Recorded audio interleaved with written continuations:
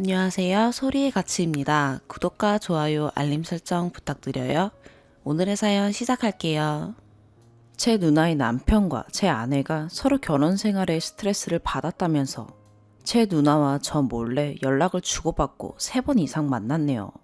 그 와중에 매형이란 인간이 아내에게 이혼하고 나한테 오면 사랑해줄게요 라고 했답니다.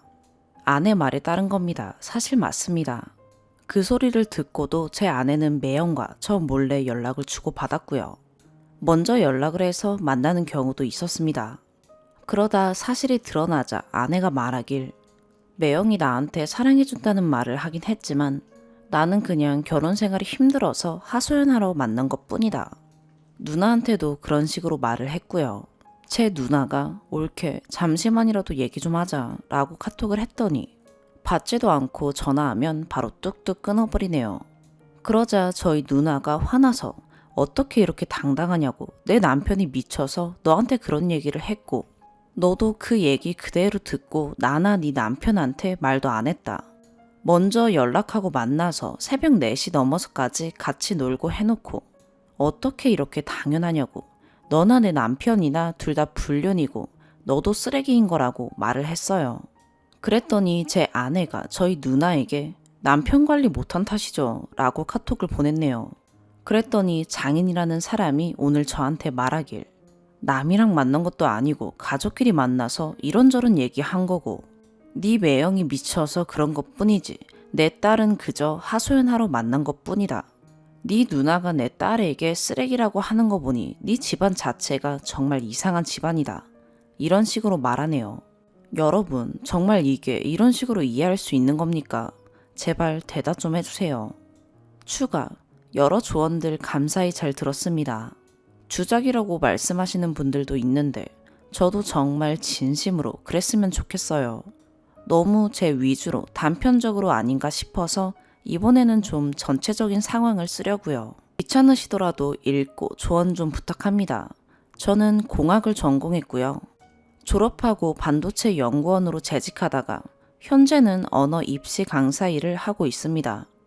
지금 제 상태는 제대로 정신받고 사는 게 힘든 상황입니다.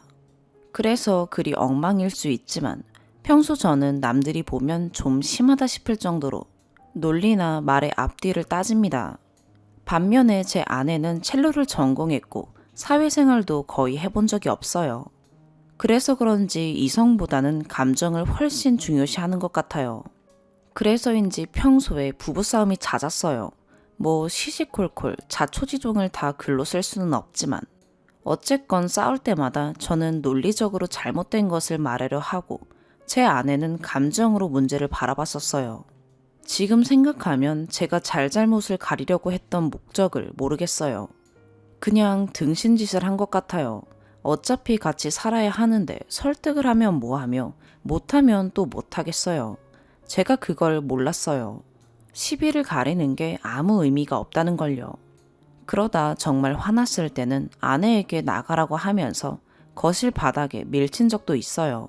그럼 아내도 화가 나서 저에게 손을 올리고 심지어 칼을 든 적도 있어요. 어느 날은 같이 놀다가 말다툼이 생기고 아내는 화가 나서 새벽 3시에 다리가 다 드러나는 짧은 잠옷바람에 친정으로 갈 거라고 나가더라고요. 저는 위험하니 일단은 집에 가자고 택시를 못 잡게 말렸었는데요. 화가 치민 아내는 말리지 말라고 저를 발로 차고 휴대폰으로 머리를 치고 따귀도 치고 가더라고요. 저도 화가 나서 따귀 한 대 쳤습니다. 정말 어른으로서 말도 안 되는 짓거리를 하고 살았습니다. 부끄럽습니다. 이런 얘기까지 하는 이유는 저희 부부관계에 분명 문제가 있었고 저한테도 분명 큰 문제가 있었다는 걸 말씀드리기 위함입니다. 하지만 그렇다고 문제만 있었던 건 아닙니다. 서로 사랑한다는 말도 하고 적어도 일주일에 2~3번은 술 한잔 하고 노래도 하러 가고 같이 지인들과 시간을 보내기도 했었습니다. 그러다 마지막 사건은 이렇게 터진 거예요.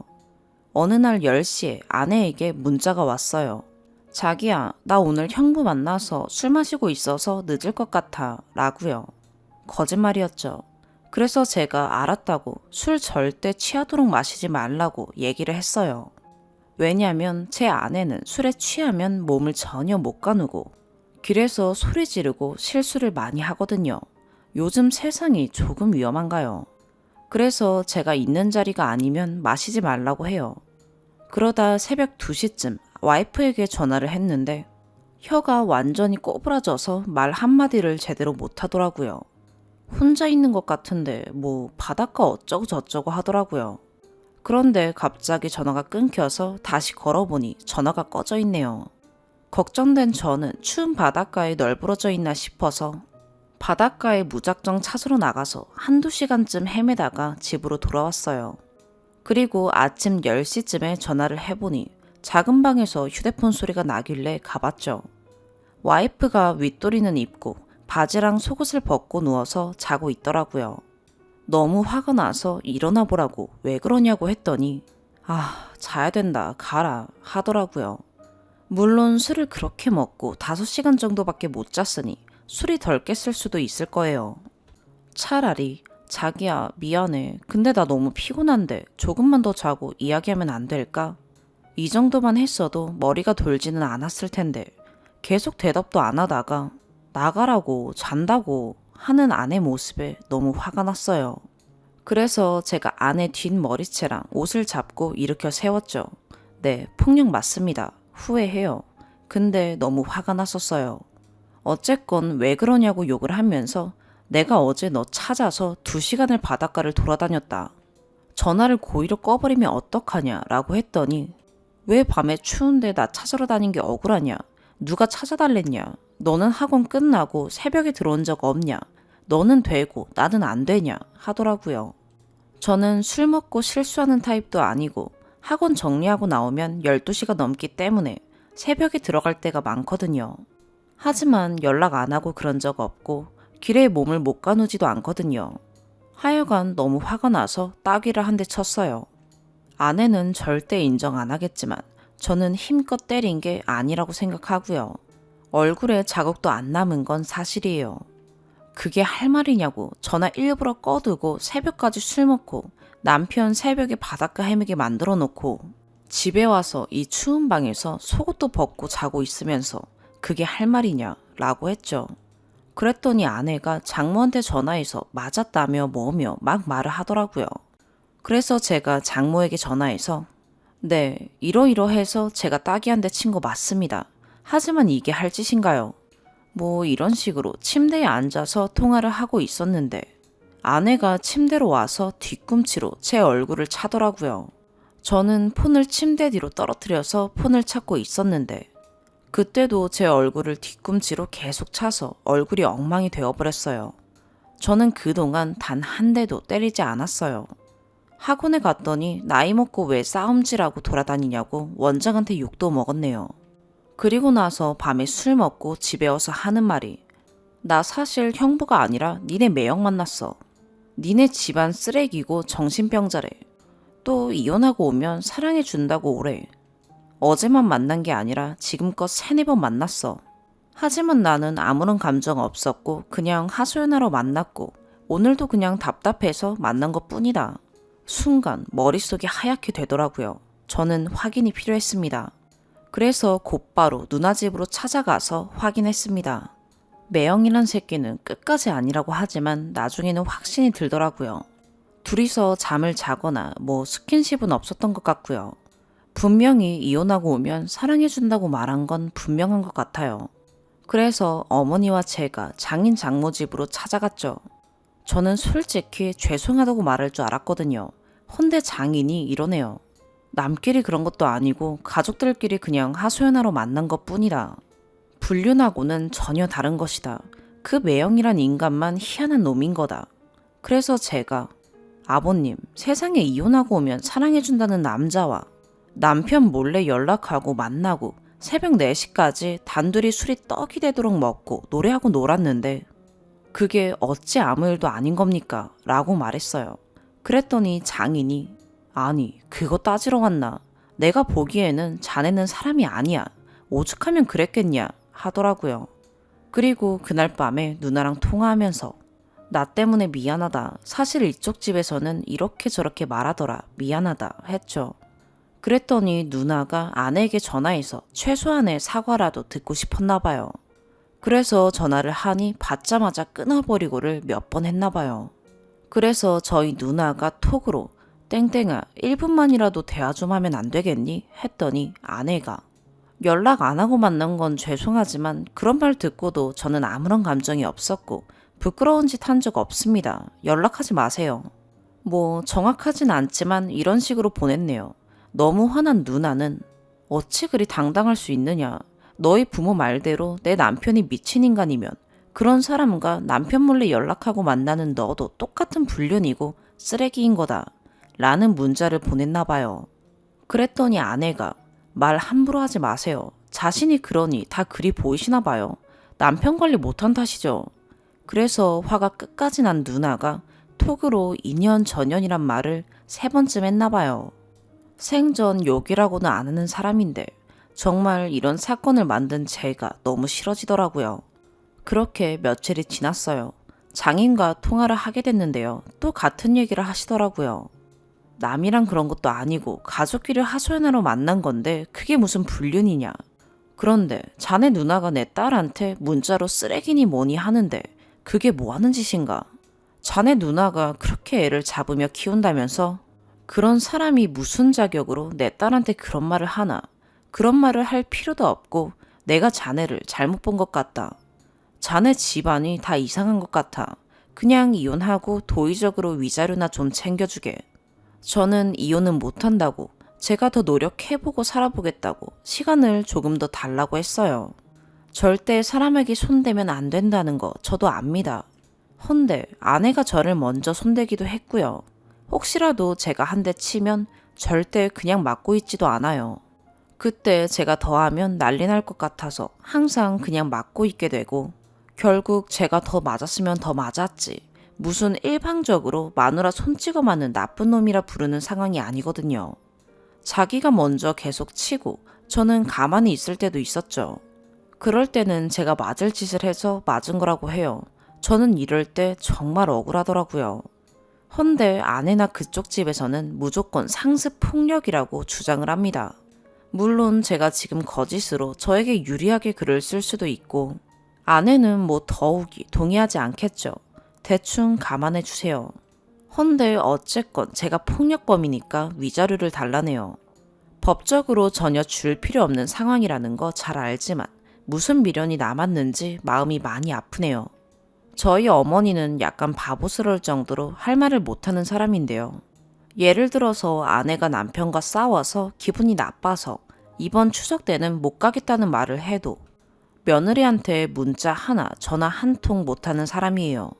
그런 엄마가 어제 아내가 알바하는 가게에 가서 조금만 서로 더 노력해보라고 말하러 갔는데요. 자리에 앉아보지도 못하고 오신 것 같아요. 왜 왔냐? 오지 말라고. 한 번만 더 오면 영업방해로 신고하겠다고 했다네요. 저희 어머니도 화가 났는지 소심하게 아휴 신고도 참 좋아하는구나 하고 왔대요. 그랬더니 아내가 카톡이 왔네요. 어머니 찾아왔더라. 영업방해로 신고한다고 했더니 신고 참 좋아한다더라. 정말 진절머리 난다. 먼저 신고한다고 해놓고도 제 어머니가 뒤에 한 말이 꽂혔나 봐요. 어쨌거나 지금은 제가 그래도 한 번만 더 노력해보고 살아보겠다고 하는 바람에 누나랑 등지게 생겼어요. 그냥 헤어지자니 아쉽고 정말 저랑은 너무 다른 개념을 가지고 살아가는 저쪽 집안 사람들 생각하면 답답하긴 하지만 또 떨어져 있으면 아내가 보고 싶고 그래요. 진짜 답답하죠. 저도 어디 하소연할 데가 없어서 이런 쓰레기 같은 글을 또 씁니다. 죄송해요. 저한테 욕이라도 좋으니 무슨 말이든 좀 해주세요.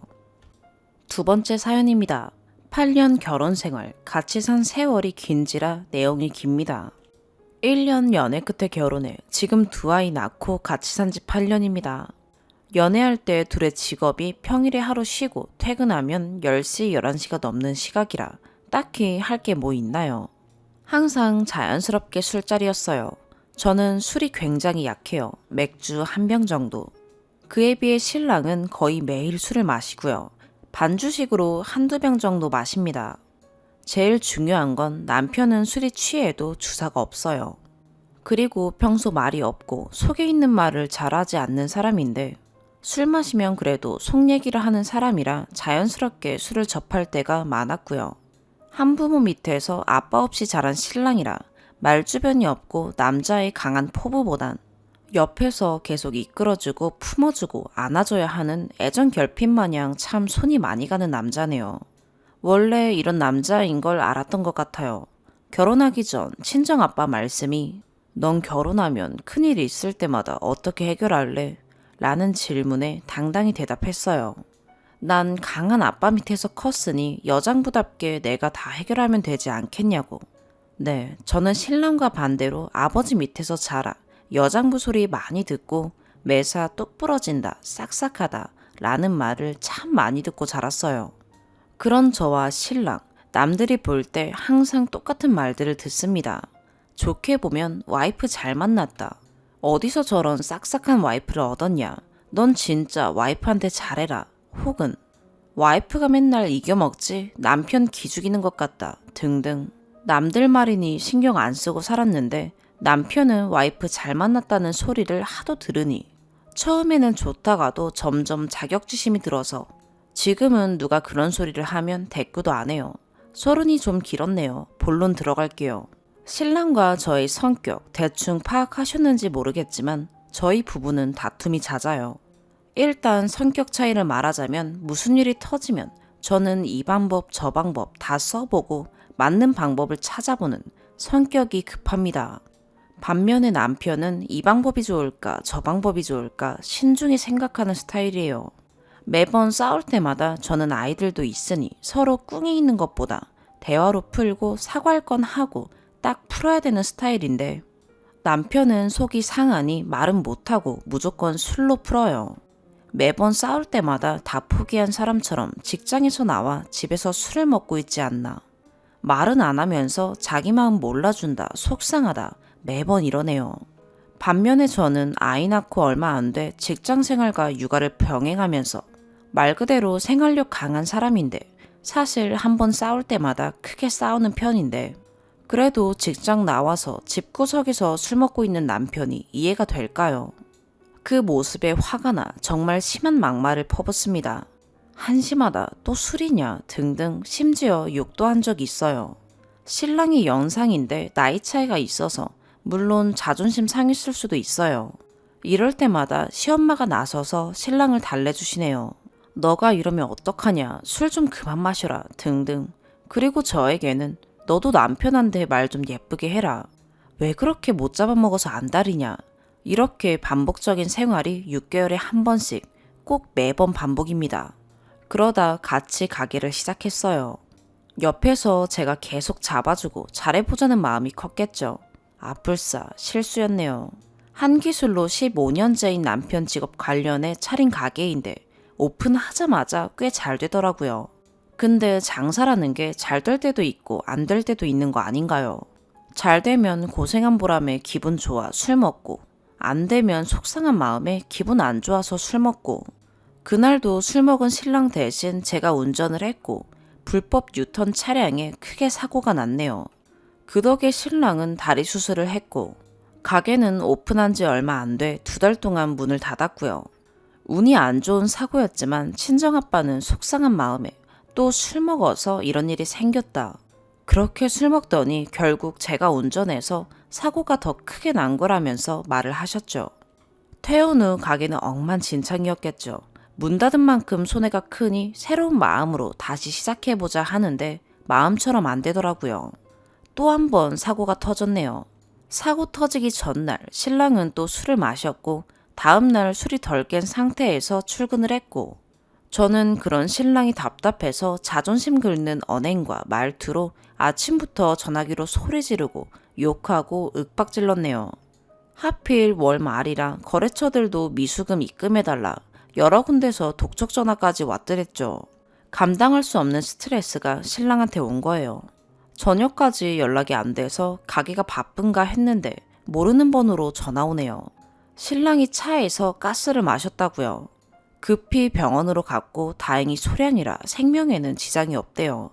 정신 차리고 병실에서 남편과 대화하는데 자기는 생을 마감하려고 한 게 아니라 술에 너무 취해서 의지가 약해진 거다. 뭐에 홀린 듯 잠시 미친 것 같다며 용서해달라고 울부짖네요. 애들이 있는데 어떡해요. 어떻게든 살아야죠. 술도 끊겠다 했고 친정 아버지 포함해서 시엄마 그리고 저에게 씻을 수 없는 상처가 된 정말 큰 사건이었는데 지금까지 계속 반복이네요. 신랑은 마음만 편하면 뭐든 참 열심히 하는 사람이에요. 신랑은 1시간 넘게 쥐가 날 정도로 오랫동안 서서 일하고 아이 둘 키우면서 가게일 돕는 제가 짠에 웬만한 건 혼자 하려고 해요. 사실 혼자 할 수 있는 일이 아닌데도 말이죠. 그럼 피곤해서 술 한 잔 먹고 자려는 게 습관이에요. 술 못 먹는 저도 정말 피곤하면 가끔 맥주 생각나고 하는데 술 먹는 사람이 피곤하면 술 생각이 왜 안 나겠어요. 하지만 전에 그런 큰 사건들이 많이 있었으면 좀 자제해야 하는 거 아닌가요? 그럼 또 싸우고 다투고. 사실 제 말투도 욱하고 곱지 못해요. 어제는 술 마시고 처음으로 아이들 다 있는데 술이 한껏 취해 들어와서는 욕을 하며 제 성질 장난 아니라고 못 살겠다고 이혼하고 싶다며 욕을 하네요. 저는 마음 약한 신랑 대신에 강해져야 했고 아이들을 키워야 했고 집에 무슨 일이 있을 때마다 제가 해결했어요. 하지만 여자인지라 한 번쯤 남편의 보살핌과 포옹이 필요했는데 남편은 정말 외롭게 자란 사람이라 표현 받아본 적도 하는 법도 모르는 사람이에요. 남편도 외롭겠지만 저도 참 외롭네요. 이 꼴 저 꼴 다 보고 살았는데 이제 고작 8년이네요. 아이들이 어려서 이유는 못하겠고 일단 가게는 내놨어요. 자꾸 부딪히니 주말 부부로 생활하는 게 답일 듯한데 결혼 선배님들 꼭 조언 부탁드려요. 좋은 말이든 나쁜 말이든 달게 듣겠습니다. 추가, 댓글들 하나하나 다 읽어봤네요. 저를 이해해주는 댓글에는 눈물이 났고 비난의 댓글에는 심장이 두근거렸네요. 뭐에 맞은 것처럼 멍하고 뭐랄까 아차 싶었어요. 내가 남편을 바닥으로 내몰았구나 하는 생각이요. 그랬던 것 같아요. 왜 부부들 종종 하는 말 있죠. 연애할 땐 안 그랬는데 이랬는데 어쨌는데 하는. 연애할 때 신랑은 술을 좋아하긴 했지만 단 한 번 부딪힌 적 없었어요. 평소 말수가 많진 않지만 직장 스트레스, 친구와의 불화 등등 고민거리가 있을 때는 요목조목 참 말도 잘했고 가끔이었지만 애교 섞인 말과 애정 표현, 저희 가족들의 건강까지 챙길 정도로 참 예쁜 사람이었네요. 결혼하고 사니 뭐 전처럼 그런 게 있나요? 대충 아셨겠지만 저 되게 단순하거든요. 아무리 화나도 사과 한 번, 아무리 힘들어도 칭찬 한 번, 전 그거면 되는 사람이에요. 어린 나이에 결혼을 했고 결혼 전엔 몰랐던 신랑 빚을 알게 됐지만 어쨌든 내가 택한 사람이고 내가 좋아서 한 결혼인데 어쩌겠어요. 빚이야 벌어서 갚으면 되는 거고 나이가 어리니 악착같이 살면 금방 일어설 테고 임신 중이지만 난 집에 있고 남편은 직장 생활하니 아무것도 신경 쓰지 말아라. 내가 아끼고 아껴서 빚 다 갚을 테니 독촉 전화도 저한테 돌리고 육아용품들 다 얻어 입히고 중고 사고 그렇게 살다 보니 어느새 빚 다 갚았고 그걸 시작으로 홀로 계시는 시어머니 외로우실까봐 손주 태어났으니 북적북적 살아보자 같이 모셨어요. 그때부터 육아에 직장 생활에 집안의 큰일은 다 하고 살았네요. 둘째 임신 중기까지 가게일 돕고 출산 후 3-4달 쉬고 가게일 돕고 뻑하면 몸뚱이 아프고 예민하니 사람 망가지는 거 진짜 한순간이던데요. 초심은 분명 그렇지 않았는데 어느 순간 보상심리 같은 게 생기더군요. 나는 이렇게 하는데 칭찬 한 번 안 해주고 난 그냥 내가 사랑받고 있구나 느끼며 살고 싶은데 하는 허무함과 동시에 오는 외로움을요. 그렇게 싸움이 시작된 것 같아요. 그럴수록 신랑은 자존감이 더 낮아졌겠죠. 어쩌면 저에게 고맙기도 하지만 미안하니까 더 말을 못하고 그랬던 것 같아요. 그럴수록 보채지 말고 기다렸어야 하는데 가만 생각해보니 연애 시절의 저 또한 분명 지금과는 달랐어요. 정말이지 제가 신랑을 저렇게 만든 것 같아서 너무 괴로웠어요. 남편은 여태 살아보니 술 말고는 속썩였던 게 단 한 번도 없었네요. 엊그제는 간만에 마주 앉아 조곤조곤 얘기했네요. 부부 상담 솔루션도 얘기하면서요. 전에는 남편의 술 문제와 성격 문제가 컸는데 지금은 내 성격, 말투도 문제가 있어.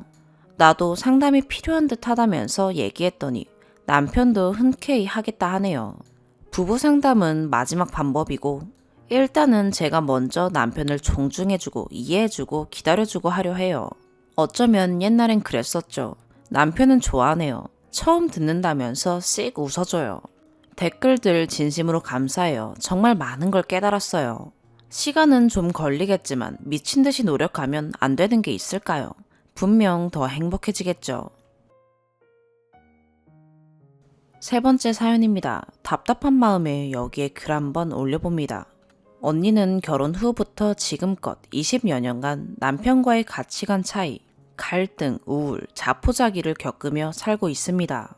몇 년 전엔 정말 이혼을 각오하고 집을 나와 저희 집에서 지내며 1년간 경제활동도 하면서 지냈으나 결국 아이들 때문에 너무 마음이 힘들어 다시 돌아갔어요. 두 아들이 있는데 당시엔 막내가 고등학생이었고 이제는 둘 다 대학생이 돼서 학교 근처에 방 얻어 자취하면서 몇 주에 한 번 정도 집에 온다고 합니다. 언니는 현재 형부랑 함께 지내며 거의 대부분 무기력하게 누워있거나 TV를 보며 바깥 외출은 거의 하지 않고 지내고 있습니다. 장도 거의 형부가 보고요. 경제권은 처음부터 형부가 쥐고 있습니다. 종종 저희 집에 와서 기분 전환을 하긴 하지만 여기서도 외출은 거의 안 하네요. 원래 아이 쇼핑하는 것도 참 좋아하는데 요즘은 밖에 나가면 돈 쓴다며 외출 자체를 하지 않으려는 것 같습니다. 형부는 처음부터 우리와는 참 다른 사람이었습니다. 신혼 때부터 밤낮이 바뀌어 밤마다 나가 돌아다니는 형부 때문에 언니는 많이 힘들어했고요. 지금도 늘 생활 패턴이 밤낮이 바뀐 삶을 살고 있습니다. 밤에 돌아다니고 낮에는 집에서 자고 합니다. 딱히 밤에 일하는 직업을 가진 건 전혀 아니고요. 차라리 새벽 배송 일이라도 하면 좋을 텐데 말이죠. 거의 10년 전쯤 중국에서 몇 년 산 적이 있는데 그땐 형부가 안마소에 안마 받는 데 빠져서 거의 매일 밤 안마 받으러 다녔고요. 그래서 집에 들어오는 시간은 거의 새벽 2, 3시 정도였다고 합니다. 언니는 형부가 그런 곳 다니는 게 너무 싫었고 그래서 안 가면 좋겠다고 말도 했으나 전혀 먹히지 않았고 그로 인한 지속적인 스트레스로 언니는 완전히 정신줄을 놓기 이릅니다. 증세가 너무 심각해서 중국에서 저희 집 왔을 때는 덜덜덜 떨며 잠도 못 자고 내내 헛소리를 하고 공포에 질려 있어서 정신과 다니며 안정제 먹고 조금씩 치유가 되었고요. 요즘은 형부가 동남아 여행에 빠져 있네요. 전에는 태국이며 베트남이며 몇 번 가더니 작년에는 완전히 라쏘에 빠져서 몇 달째 몇 년을 라쏘를 오갔는지 모를 정도로 자주 갑니다. 나름 부업으로 마시는 차를 파는 일을 조금 하고 있어서 라오스에 있는 가이드들이나 지인들에게 차를 팔러 간다고 합니다. 경비도 그쪽에서 대주고요. 근데 워낙 거짓말을 잘하는 사람이라 어디까지 진실인지는 잘 모르겠습니다.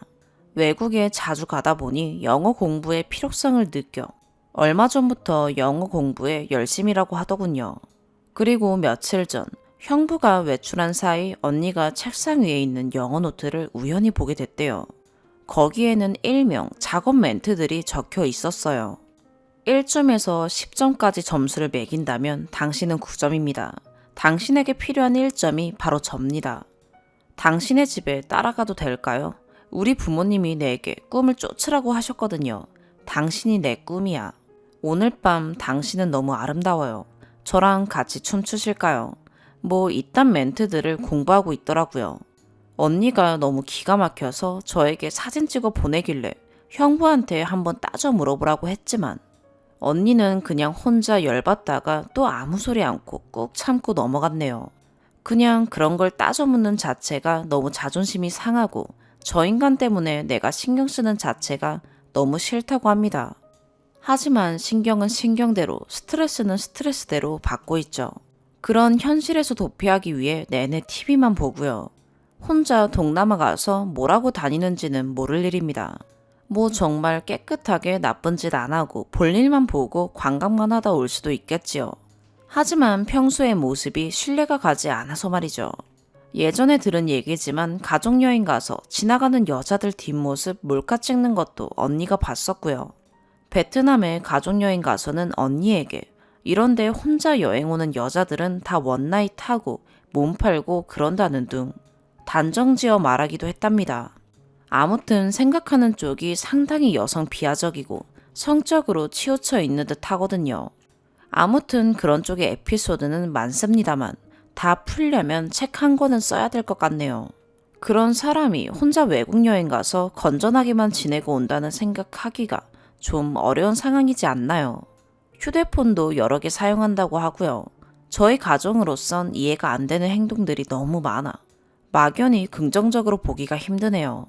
언니가 좀 세게 따지고 들면 좋을 텐데 언니는 애들 때문에 이혼할 마음을 접었어요. 그냥 이렇게 살다 가지 뭐. 보기엔 정상적인 가정으로 보이니까. 나 하나만 참으면 애들도 그렇고 다들 문제없이 잘 살 거야. 애들에게 이혼 가정을 물려줄 수는 없어. 이혼하고 혼자 뭐해서 벌어먹고 살아. 이딴 생각으로 자포자기하고 있습니다. 몇 년 전에 나와서 저희 집에서 1년간 지낼 때 애들이 엄마가 우리를 버리고 갔다며 엄청 원망을 많이 했거든요. 그래서 저희 집에 있으면서도 애들 생각에 내내 울며 살았어요. 언니는 자기 표현을 잘 못합니다. 말을 조리 있게 못해요. 주어도 빼먹고 뜬금없는 이야기가 갑툭튀하기도 하고 지난 이야기를 계속 리플레이 하기도 하고요. 근데 형부는 말을 잘합니다. 말로 먹고 사는 직업이기도 하고요. 거짓말도 술술 잘해요. 예전부터 제가 형부는 사기꾼이 딱 체질이다 얘기하곤 할 정도로요. 그래서 애들 눈에도 엄마보단 아빠가 더 설득력이 있을 거예요. 엄마는 늘 무기력하고 경제 능력도 없고 눈치 없고 둔한 사람으로 아이들 눈에 비칠 것 같아요. 결혼하고는 계속 그래왔으니까요. 물론 결혼 전에는 그렇지 않았습니다. 힘든 거 꾹꾹 참고 애들에게 상처 주기 싫다며 제대로 얘기도 못하고 지내다가 몇 년 전 집 나오고 나서 니들 아빠가 이러이러해서 내가 못 살겠다 얘기하려고 하니 아이들은 엄마는 왜 아빠 험담만 자꾸 해? 이렇게 받아들이니 말문이 막혀버리는 거죠. 결국 애들 때문에 다시 돌아갔고 아이들이 한 번씩 집에 올 때마다 엄마 아빠가 함께 있는 집을 보여주기 위해 이혼은 마음 접었다 합니다. 그렇게 무기력하고 의욕 없이 우울증으로 죽어가고 있는 엄마 모습을 보여주는 건 괜찮은가 보죠. 미련 곰탱이 같은 언니예요. 내 머리로는 도저히 이해되지 않는 삶을 당연하다는 듯 살고 있는 형부고요. 쇼윈도 부부로 지내며 서로에게 별다른 간섭 없이 서로 관심 끊고 지내는 것도 그래 뭐 자기들이 좋다면 상관없다 싶지만 언니가 그로 인해 계속 더 우울해지고 마음이 병이 들고 있어 큰일입니다. 집에 누워 그냥 그대로 생을 마감했으면 좋겠다는 생각을 한다더군요. 안 먹고 계속 이러고 있으면 세상과 끝나지 않을까? 왜 안 끝나지? 이런 얘기를 농담처럼 합니다. 혼자 있지 말고 친정에 오라고 해도 주말에 어버이날 겸 아버지 생신해서 오빠네가 온다니까 안 오려고 하네요. 남동생과 올케에게 그런 얘기하는 게 싫고 피하고 싶은가 봐요. 어차피 안 할 이혼인데 내 남편 최악인 것만 확인하게 되는 상황이 싫은 것 같아요. 이런 언니를 어떻게 해야 할지 모르겠습니다. 스스로 이혼 의지가 없는 걸 강제로 시킬 수도 없는 노릇이고 제대로 상담해주고 조언해줄 사람이 있다면 좀 도움이 되지 않을까 싶은데 아직 딱히 여기다 싶은 곳을 모르겠어요. 하다 보니 구구절절 얘기가 길어졌네요. 있었던 일 다 얘기하려면 정말로 책 한 권은 넘게 써야 할 거예요. 다 적지 못한 기가 찬 이야기들이 많은데 나름 간략하게 쓴 게 이 정도인데 두서가 없었네요. 언니를 저렇게 버려둬도 될지 내가 어디까지 해줘야 하는지 고민입니다. 네 번째 사연입니다. 25년 만에 정말 어렵게 이혼을 했습니다. 진작에 했어야 했는데 너무 어렸었고 쪽팔렸었고 시간이 흐르니 이혼해줄 인간이 아니더군요. 왜냐면 맞벌이로 인해 본인을 위해 쓸 수 있는 돈이 더 풍족했으니까요. 25년 동안의 일들이 참 많아 쓰기도 손가락 아프지만 마음 한편에 묻어두고 가기엔 너무나 억울하고 비참했던 지난 날들이 너무 억울해서 글로 남겨봅니다. 첫 번째, 결혼 후 10년. 남편은 지금은 그룹이 해체된 당시 월급은 그리 높지 않았지만 대기업에 다녔었고 전 뒤늦은 공부를 한다고 늦게 대학교에 들어가서 운 좋게 결혼 1년 만에 좋은 회사에 취직을 했습니다. 연애 때는 저에게 큰 선물을 해준 적은 없지만 제가 학생 신분이라 거의 값싸게 놀았던 데이트 비용은 남편이 8할 정도는 거의 냈습니다. 그게 남에게만 잘한다는 걸 나중에 알았네요. 신혼여행 때 양가 부모님 선물할 때 자기 부모 것만 사는 것을 보고 충격이었지만 내색하지는 않았고 제주도 여행 후 돌아온 부산의 백화점에서 저의 부모님 것만 저 혼자 구매했었습니다. 아끼는 것이 버릇이었던 저는 의류나 신발도 꼭 필요한 것만 구매하는데 대형마트 간 김에 구두 하나를 카트에 올려놓았습니다. 남편이 꼬리하게 쳐다보더니 그건 네 돈으로 사라더군요. 저는 비싼 옷도 사줬는데 말이죠.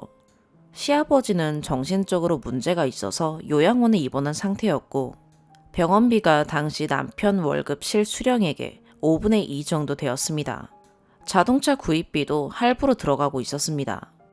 결혼 초반 10년 동안은 자기 말을 듣지 않는다고 4-5번의 폭행과 폭언을 했습니다. 그 이후엔 쌍소리 들어가는 욕설들과 거지 같은 년, 수건 같은 년이란 소리를 들어야 했습니다.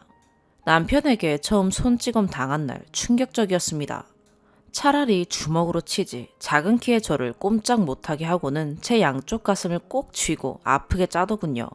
자존심은 그대로 무너져 내렸고 이런 식의 폭행하는 남편이 정신병자로 보였습니다. 나중에는 울면서 빌더군요. 2번째 폭행하던 때는 남편의 회사 사택에 살 때인데 다른 집에 제가 우는 소리나 폭행하는 소리가 들리면 안 된다고 겨울 이불을 뒤집어 씌우고 발로 걷어차며 손찌검을 했습니다. 자존심 빼면 아무것도 아닌 저는 쪽팔려서 어디에도 말도 못하고 다음 날은 무릎 꿇고 다신 안 그런다고 각서까지 쓰더군요.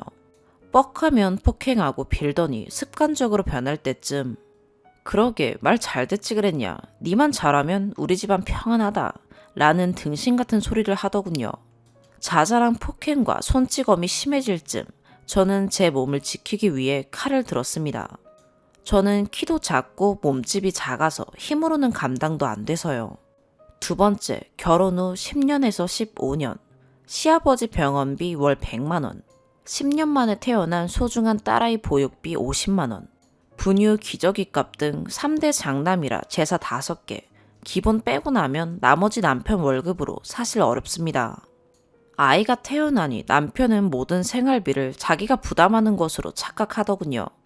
저는 얼마 쓰고 있다고 구구절절 말하지 않는데 그때부터 남편이 생활비 반반 얘기하기 시작했죠. 식비를 제외한 총 생활비를 군말 안 하고 반으로 나누어 내기로 했습니다. 제 월급은 당연히 남편의 2분의 1 정도였죠. 식비는 남편이 빼자기에 왜 빼자고 하냐니까 자기는 아침 안 먹는다, 저녁도 몇 번 안 먹는다 이러기에 그러자고 했습니다. 그 반반했던 금액이 60만 원인데 세월이 20년이 지나도 계속 60만 원이었습니다. 아이 유치원비, 미술학원, 발레학원, 피아노학원 총 4개의 식비, 준비물, 군것질, 간식, 병원비, 아파트 관리비 더 받을 생각도 더 줄 생각도 안 했습니다. 그런데도 저녁이면 결혼할 때부터 빠져있던 스타크래프트 게임을 하면서 제가 밥 해줄 때까지 게임만 하다가 다 차리면 국그릇에 밥, 반찬 다 얹어서 게임방에 들어갑니다. 주말이면 제가 부담하는 식비를 고맙다는 소리 없이 처먹더군요. 그러다 빡쳐버린 저는 밥을 안 해준다 했습니다. 식비 내지도 않고 안 먹겠다던 저녁을 날마다 먹고 주말에도 먹지 않냐 라고 얘기했습니다. 그 뒤부터 밥 먹을 때 끼어들면 눈치를 줬습니다. 그래도 잘 먹더군요.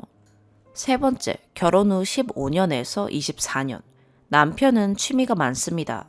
낚시, 등반, 전국 마라톤 대회 참가, 유화 그림 그리기 등. 하지만 문제는 이 취미를 하기 전엔 모든 준비물을 전문가 수준으로 갖춘다는 겁니다. 소에게 돈이 줄줄 새는 줄 모르는 남편은 본인은 돈을 아껴서 잘 쓰는 줄 압니다. 거기다 해외여행에 취미를 붙이더니 어떤 해에는 유럽, 미국 쪽으로 총 5번의 해외여행을 다녀온 적이 있습니다. 유화 그림도 유명한 선생님한테 배우기 때문에 학원비도 꽤 듭니다. 저는 저력과 저축이 몸에 배어있는 사람이고 집순이라 활동적인 외부 활동보다는 컴퓨터로 이것저것 공부하는 취미가 있으니 돈도 많이 들지 않죠.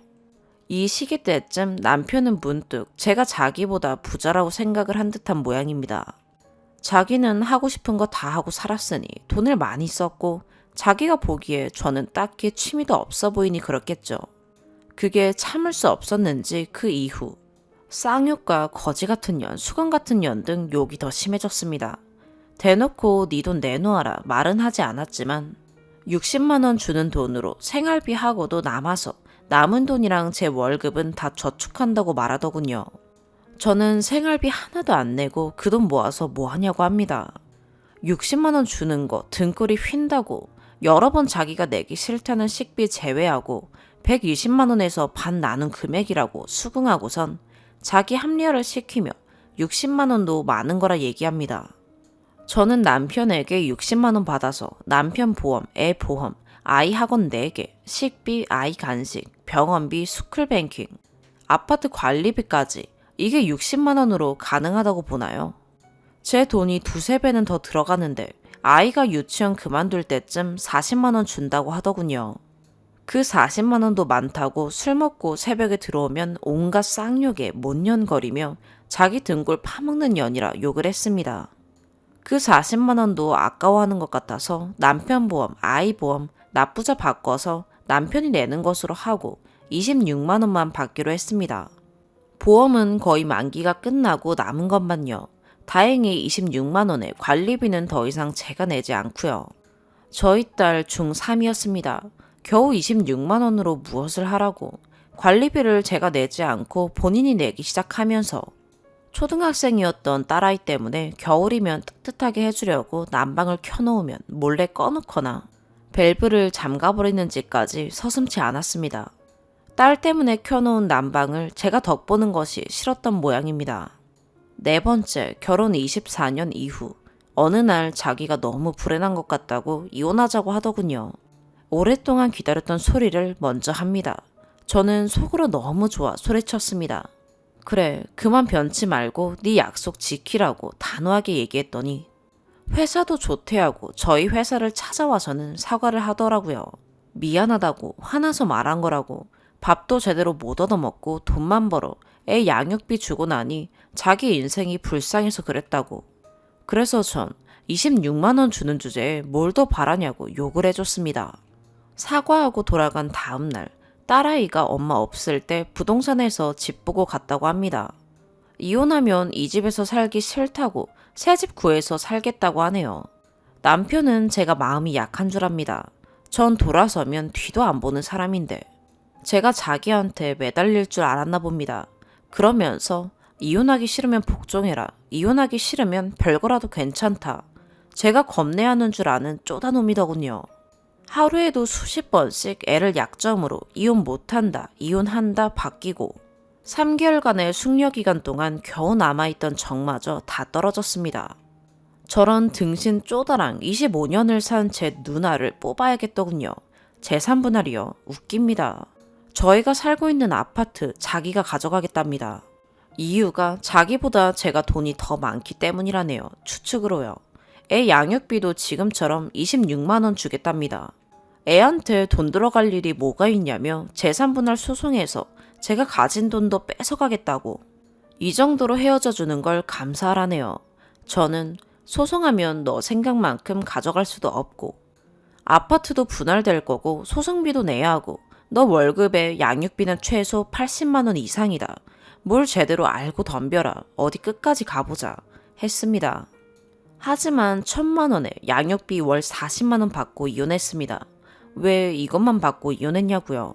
이 인간 때문에 너무 정신적으로 자괴감이 심해지고 정신 피폐로 가출 준비하고 있었습니다. 이 인간 숙려기간 동안 이랬다 저랬다. 정신분열 증세를 보이는 것도 모자라 우리 살던 집 자기 가진다고 어깨에 뻥 들어간 게 보였습니다. 자기가 부자라고 생각을 하더군요. 이 집 지분에 제 돈 현금 목돈으로만 정확하게 7,200만 원 들어갔습니다. 전 남편이 60, 40, 26만 원 줄 때 생활비 두세 배 이상 따로 분담했고요. 아파트, 전 남편 가진 현금 치면 2억 7천에서 3억 정도입니다. 지금 그 나이에 부자입니까? 참, 모질이도 이런 모질이가 없습니다. 저요? 저는 생애 처음 헬스장 PT로 비싼 운동 중입니다. 건강하고 격하게 행복하게 살려고요. 이렇게 행복한 걸 왜 25년이나 살았던 건지 모르겠습니다. 쪽팔림을 극복하고 용기를 내니 이렇게 행복할 수가 없습니다. 추가. 이혼 후 전 남편이 술만 처먹으면 전화와서 좋은 여자였다는 둥 자기가 세상과 등지면 저랑 딸한테 물려줘야 한다고 조잘조잘댑니다. 월 양육비도 아까워서 늦게 주고 겨우 40만 원 주는 주제에 무슨. 어느 날은 딸 때문에 합치자고 이런 제안 마지막이다 라며 전 남편이 내건 조건은 생활비 반반 내야 한다. 자기 밥도 차려줘야 한다. 밤일도 해야 한다. 그래서 저는 네 돈 100% 가져온다 한들 합칠 생각 없다. 정신 차려라 등신아. 아직 생활비 반 이상을 제가 부담했던 걸 인정을 안 합니다. 거기다 목돈 7,200만 원까지 먹은 것도요. 어느 날 여친이 생긴 모양입니다. 딸아이 의리로 주말에 아빠 집에 가는데 마주친 여친 앞에서 아빠란 인간이 새엄마라고 부르라며 잘 보이라 했답니다. 친엄마가 두 눈 부릅뜨고 있는데 말이죠. 그 여친한테는 생활비 얼마 줄지 궁금하네요. 5번째 사연입니다. 안녕하세요. 일단 저는 결혼 4년 차에 접어든 부부 중 남편이고 이번에 아내가 첫 애를 임신해서 2월에 출산을 앞두고 있습니다. 저희 아버지는 나이 들어 늦게 사업을 시작하시고 저는 아버지 밑에서 5년째 일을 하면서 회사를 키워나가는 중입니다. 실제로 그렇게 돈을 많이 벌진 않지만 회사가 빠르게 성장해서 이젠 주변에서 금수저 소리도 종종 듣고는 합니다. 저는 영업을 다니기 때문에 회사 명의로 된 연비 좋은 작은 차를 몰고 출퇴근을 합니다. 아내는 제가 장학금 받은 걸로 샀던 제 첫 차인 고물 같은 경차를 가지고 출퇴근을 하고 있었죠. 그러다가 이번에 임신이라는 엄청난 축복이 내려오자 며느리를 아끼는 아버지가 경차를 몰고 다니기엔 너무 위험하다는 판단 아래 큰 차를 선물해 주시기로 하십니다. 그래서 주말에는 저희 부부가 함께 쓰고 평소에는 아내가 몰고 다닐 준대형 차를 뽑아주셨습니다. 인기 있는 차여서 그런지 받는데 4개월 정도가 걸렸습니다. 저도 처음 좋은 차를 몰아보게 될 마음에 굉장히 기다림이 즐겁게 느껴졌습니다. 그리고 그 차를 몰면서 좋아할 아내의 모습도 상상이 되어 더 즐거웠고요. 좋은 차를 타는 게 조심스러워 저녁이나 주말에만 새로 산 차를 몰고 임신 후 일을 그만둔 아내는 임산부 요가나 산부인과, 문화센터 등을 다닐 때 새로 산 차를 몰고 다니고는 합니다. 평소 차에 관심이 많은 저라서 굉장히 들떠서 차를 관리하고 좋은 썬팅을 하고 차량 용품을 좋은 것들로 관리했습니다. 아내는 운전을 오래 했지만 잘하지는 못합니다. 운전을 잘하지 못한다는 것의 의미는 상황 판단이 늘 한 박자 느리고 길눈이 정말 어두워서 자주 다니는 길도 내비를 켜야 하고 운전을 10년 가까이 했음에도 불구하고 주차를 아직도 서투르게 합니다. 아내는 사고를 빈번하게 내는 편이었고 차를 사게 된 계기 중 하나도 그런 아내에게 경차는 더더욱 위험하게 느껴져서이기도 합니다. 그래서 최첨단 안전사항이 모두 포함된 풀옵션의 신차를 알아보고 그걸로 결정하게 되었습니다. 그러다가 이번에 사고가 터졌습니다. 저희 어머니는 목 디스크가 심해서 수술이 잡혀 있었고 오늘이 그 수술 날이라 아버지가 어머니가 입원해 계신 병원에 가시기로 한 날이었는데 아침부터 전화가 왔습니다. 아버지가 허리를 삐끗해서 걷지도 못하고 병원에 가지 못할 것 같다고요. 급하게 연차를 쓰고 전전긍긍하며 아버지한테 가던 중 아내에게 전화가 옵니다. 나 주차된 차를 긁은 것 같아. 어떡해. 멘탈이 나가는 기분입니다. 아버지 어머니 둘만 신경 쓰는 것도 벅찬데 아내가 사고를 쳤네요. 그래도 아내가 마음 상할까 조심스럽게 괜찮아? 라고 물었습니다. 괜찮답니다. 사진을 보내달라고 했습니다. 긁은 차는 심지어 외제차입니다. 범퍼를 일자로 긁었는데 경차만 몰던 아내가 큰 차에 적응을 못해서 차를 빼다가 문으로 상대 범퍼를 쭉 긁었더군요. 아내가 당황을 한 것 같아 제가 대신 전화번호를 전달받아 차주에게 전화를 했습니다. 상대 차주는 신사더군요. 자기가 일하는 중이라 저녁에 연락을 주기로 했습니다. 임신한 아내가 놀랐을까 마음이 쓰였습니다. 엄마도 아빠도 아내도 오늘 왜 이렇게 나를 못 살게구나 생각이 들기도 하면서요. 허리를 삐끗해 침대에서 나오지도 못하는 아버지께 초밥을 포장해서 식사하는 걸 도와드리고 화장실 가는 걸 도와드린 후 다시 집으로 왔습니다. 주차장에 아내가 긁은 저희의 새 차가 보였습니다. 문 쪽을 정말 시원하게 긁었더군요. 뽑은 지 3주도 안 된 차인데. 아내가 운전 못하는 건 알고 있었지만 이렇게 바로 새 차를 다치게 하니까 정말 아내가 원망스럽더군요. 그래도 아내에게 기분 나쁜 걸 티내면 나보다 차가 더 중요해? 이렇게 나올 게 뻔하기 때문에 최대한 기분 나쁜 것을 감추기 위해 집에 들어가는 엘리베이터에서 수없이 마인드 컨트롤을 했습니다. 아내는 놀랐는지 대낮인데도 침대에 누워 있었습니다. 제 눈치를 엄청 보며 나 좀 위로해줘 이런 표정으로 저를 봅니다. 정말 영혼을 담아 최선으로 괜찮은 척을 했습니다. 저도 아내와 아이가 괜찮으니 괜찮다라는 식으로 얘기를 계속해서 했습니다. 그렇지만 제 표정이 아무리 감춰도 좋지 않았기 때문에 아내가 끊임없이 제 눈치를 보고 있더군요. 저는 극단적으로 괜찮은 척을 해야 했습니다. 아내가 네가 조금만 안 괜찮은 티를 내면 내가 삐져버릴 거야 라는 태도로 나오고 있었거든요. 왜 사고는 네가 냈는데 수습도 내가 해야 되고 조심도 내가 해야 하는가가 의문스러워지기 시작합니다. 저녁에 아버지 식사를 챙겨드려야 해서 함께 새로 찬 차를 몰고 나왔습니다. 마음이 좀 풀린 것 같은 아내를 데리고 나왔는데 사고 차주에 대해서 얘기를 하다가 제가 미처 사고 차주의 입장을 대변하고 말았죠. 내가 새 차를 사고 얼마 안 됐는데 누가 내 차를 주차 중에 긁었으면 난 그 사람한테 전화 오면 엄청 짜증이 날 것 같다. 이 얘기를 하자마자 아내의 표정이 변하기 시작하더니 말을 하지 않기 시작합니다. 자기가 서운하다 이거죠.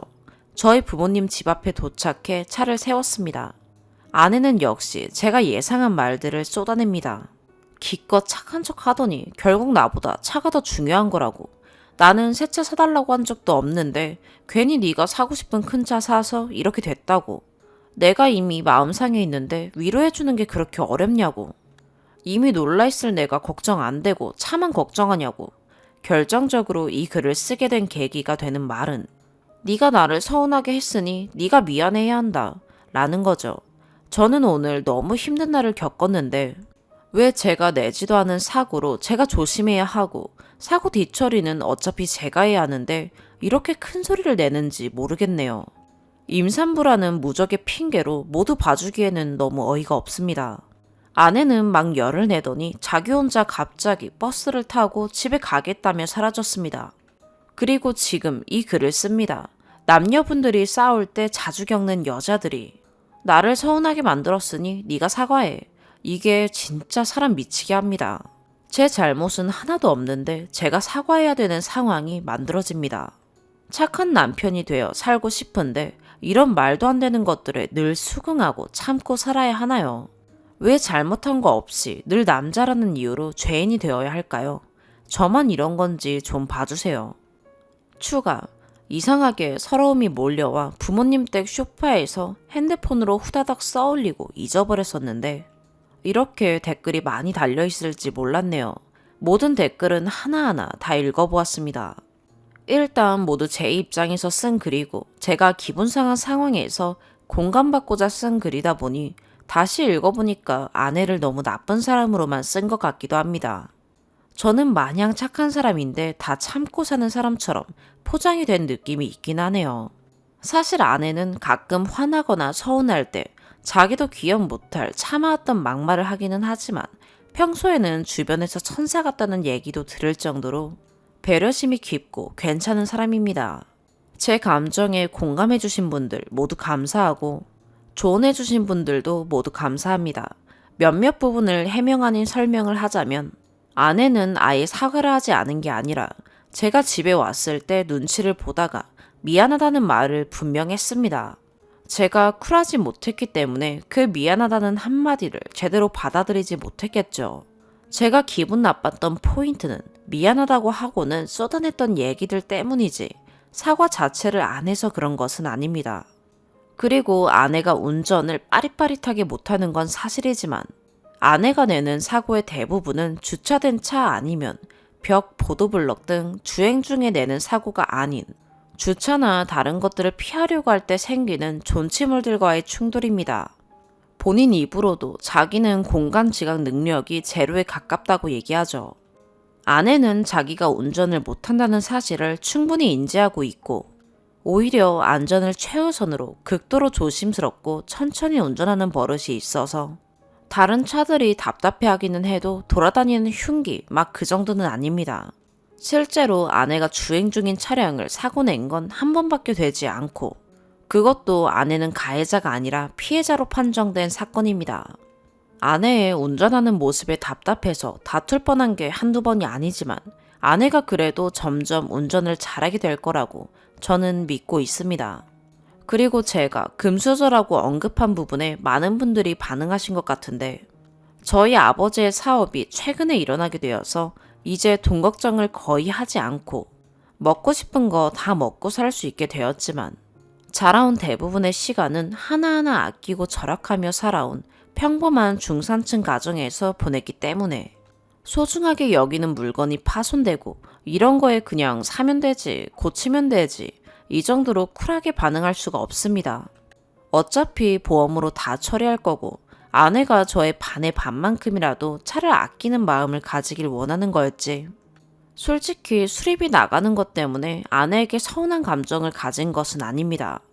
그날의 뒷이야기를 해보면 집에 들어가서 아내에게 서운한 얘기를 또 하게 될까 싶어서 동네 친구를 불러서 소주 한잔하고 털어버리고 늦게 집에 들어가서 바로 잠들었습니다. 그리고 다음날 출근해서 제가 서운한 부분에 대해서 장문의 카톡을 보냈고 내용은 차가 아니라 네가 다치지 않은 게 너무 다행이고 이번 사고를 계기로 주차 시에 조금 더 신중하고 주의 깊게 했으면 좋겠다. 우리 아기가 건강히 태어나기 위해서 액땜했다고 생각하고 화해하자 라는 내용입니다.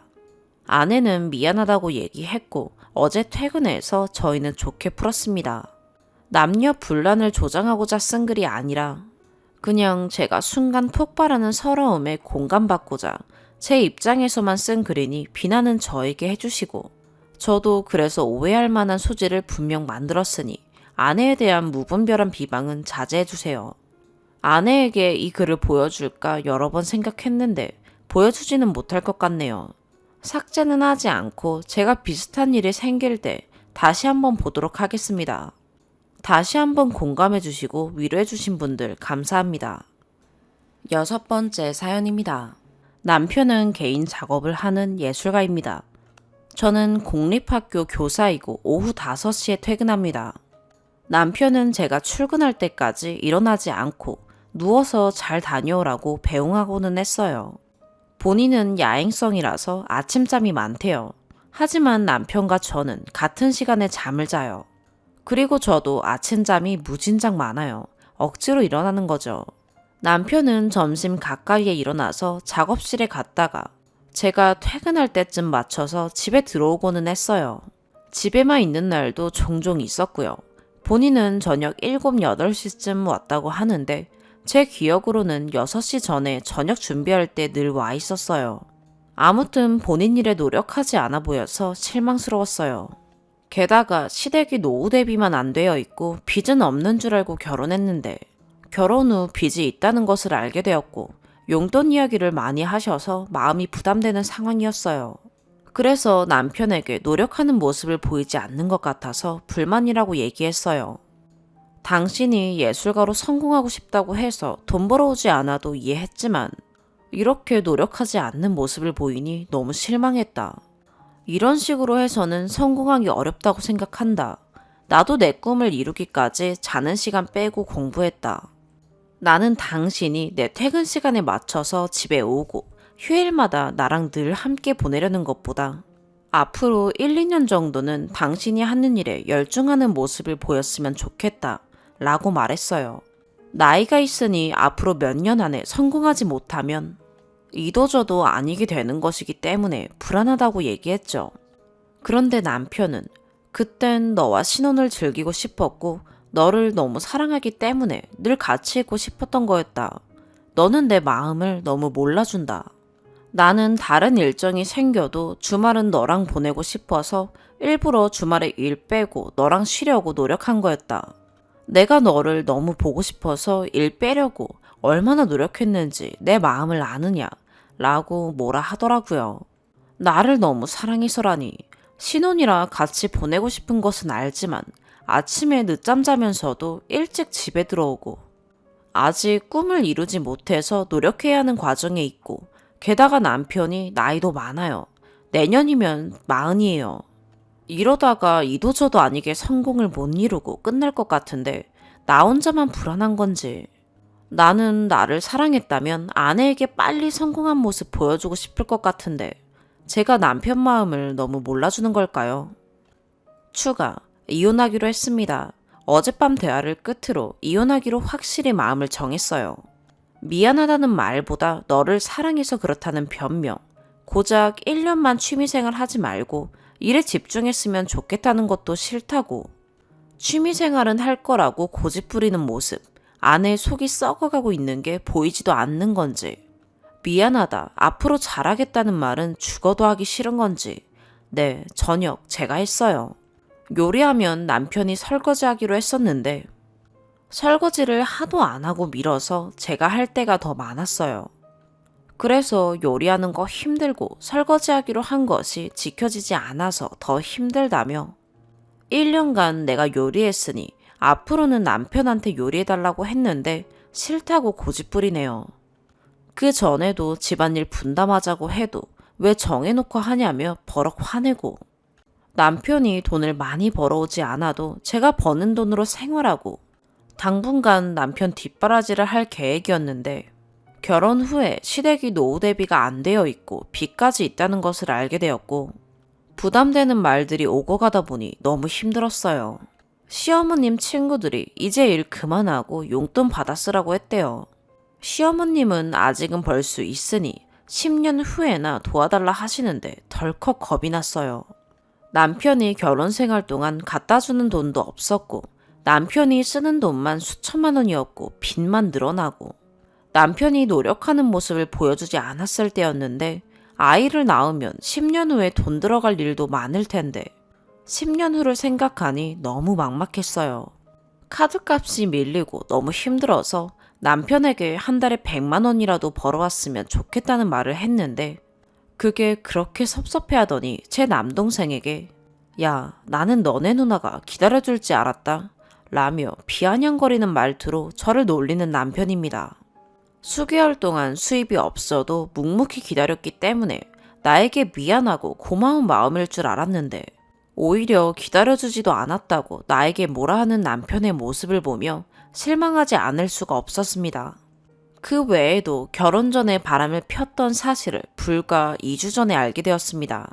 결혼 전에 제 집에서 같이 지냈었는데 주중에 서울로 대학원을 다니면서 다른 여자 집에서 자고 왔더라고요. 저 만나기 전부터 만나던 여자였나 봐요. 그 전에는 의심되는 정황이 있었지만 물어보면 남편은 불같이 화를 내고 변명을 해서 제대로 묻지 못했거든요.